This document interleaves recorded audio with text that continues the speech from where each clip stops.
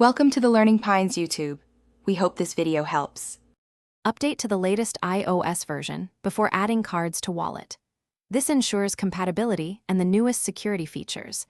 Have your physical card and a reachable phone number ready for verification.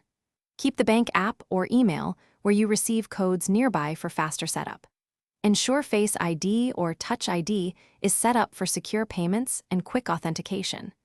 Verify that you have a stable Wi-Fi or cellular connection during the setup process. Restart your phone. If the wallet app, open the wallet app and tap the plus icon to begin adding a card.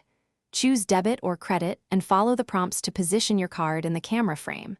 If the camera struggles, select manual entry and type the card number and expiration date. Use the phone number on file with your bank to receive a verification code via SMS or email. Enter the verification code when prompted to complete card approval. If the bank requires additional steps, open their app and finish the authorization promptly. Set your default card under Wallet Settings for quick payments and purchases.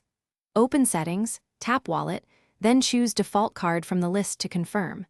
Enable Express Transit or add a transit card for quicker rides without Face ID or Touch ID.